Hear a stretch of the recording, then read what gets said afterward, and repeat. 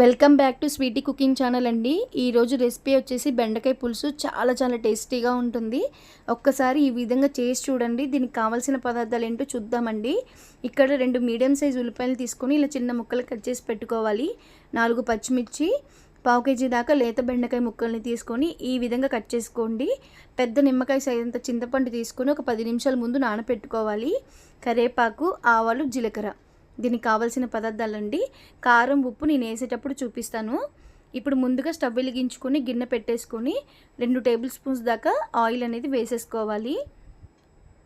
ఇలా ఆయిల్ వేసుకొని ఆయిల్ కొంచెం వేడెక్కిన తర్వాత ఆవాలు, జీలకర్ర కూడా వేసేసుకోవాలి. అవి కొంచెం చిటపట అన్న తర్వాత పచ్చిమిర్చి ముక్కలు కూడా వేసుకొని దీంట్లోనే ఉల్లిపాయ ముక్కలు కూడా వేసుకొని మంచిగా కలుపుకొని వేయించుకోవాలి.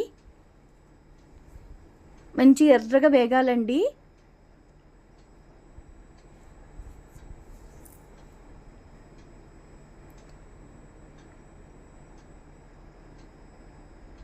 ఇప్పుడు ఒక 2 నిమిషాలు మూత పెట్టుకొని మగ్గించుకోండి. ఉల్లిపాయలు మంచిగా మగ్గిపోతాయి.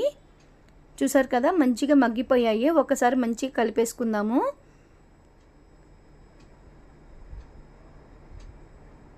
ఇప్పుడు ఇందులో ఒక 1/2 టేబుల్ స్పూన్ అంత పసుపు వేసుకొని మంచిగా కలిపేసుకోవాలి.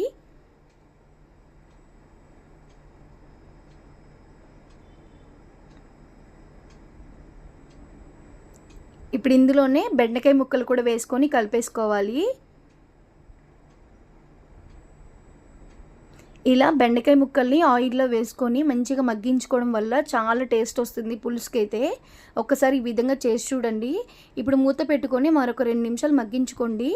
చూసారు కదా, మంచి కొంచెం దగ్గర పడతాయి ముక్కలు అనేవి. ఇలా వేయించుకొని పులుసు చేయడం వల్ల పులుసు టేస్ట్ చాలా టేస్టీగా ఉంటుంది. ఇప్పుడు ఇందులో కారం, ఉప్పు కూడా వేసుకుందాము. ఇక్కడ నేను 1 టేబుల్ స్పూన్ కారము, 1 టేబుల్ స్పూన్ ఉప్పు కూడా వేసుకొని మంచిగా కలిపేసుకోవాలి.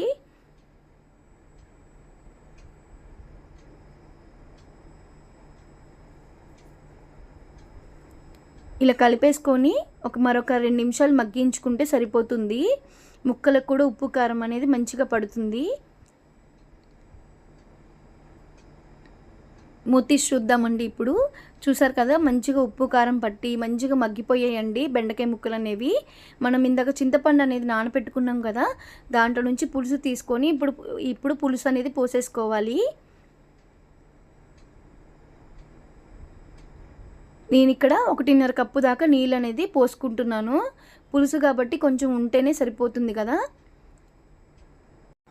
ఇప్పుడు ఒక్కసారి చూసుకోండి, మీ పులుపు తగ్గట్టు ఉప్పు, కారం అన్నీ సరిపోయాయా లేదా. ఒకవేళ సరిపోకపోతే నీళ్ళు యాడ్ చేసుకోవడమా, పులుపు ఎక్కువైతే, లేకపోతే బెల్లం కూడా యాడ్ చేసుకోవచ్చండి. చూసారు కదా, ఇలా మూత పెట్టుకొని మరిగించుకోవాలి. ఇలా మరుగుతున్నప్పుడు ఇందులో మెంతులు, జీలకర్ర వేయించుకున్న పొడిని వేసుకోండి. మేము స్టోర్ చేసి పెడతామండి దాన్ని. ఇలా పులుసులలో వేసుకోవడం వల్ల చాలా టేస్ట్ వస్తుంది. స్మెల్లే వేరండి. ఇంట్లో నుంచి మంచి స్మెల్ వస్తుంది. అంత టేస్టీగా ఉంటుంది పులుసులో ఎప్పుడైనా జీలకర్ర, మెంతుల పొడి వేస్తే.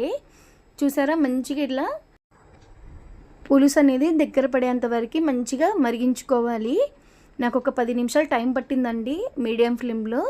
చూసారా, చిక్కబడ్డం కూడా చూపిస్తానండి. ఈ విధంగా చిక్కబడితే సరిపోతుంది. మనం స్టవ్ కట్టేసిన తర్వాత వేడి మీద ఇట్లనే ఉంటుంది. చల్లని తర్వాత కొంచెం ఇంకా దగ్గర పడుతుంది. లాస్ట్లో ధనియాల పొడి వేసుకొని ఒక్కసారి మంచిగా కలిపేసుకోండి.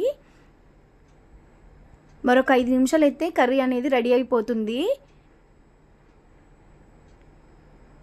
ఇప్పుడు లాస్ట్లో కొంచెం కొత్తిమీర వేసుకోండి. లాస్ట్లో ఏ కర్రీకైనా కొత్తిమీర వేయడం వల్ల చాలా టేస్ట్ వస్తుంది. ఆ వేడి మీద ఫ్లేవర్ అంతా దిగి చాలా టేస్ట్ ఉంటుందండి కర్రీకి అయితే. ఎంతో టేస్టీగా ఉండే బెండకాయ పులుసు రెసిపీ అండి. వేడి అన్నంలోకి అలా వేసుకొని తింటుంటే ఒక్క ముద్ద కాదు కదా, 10 ముద్దలు ఎక్కువే తింటారు. అంత టేస్టీగా ఉంటుంది. మీరు ఎప్పుడు పెట్టి విధంగా కాకుండా ఒక్కసారి నేను చూపించిన విధంగా పెట్టి చేయండి. చాలా టేస్టీగా ఉంటుంది. ఈ రెసిపీ కనుక మీకు నచ్చితే వీడియోని లైక్ చేసి, షేర్ చేసి, సబ్స్క్రైబ్ చేసుకోండి.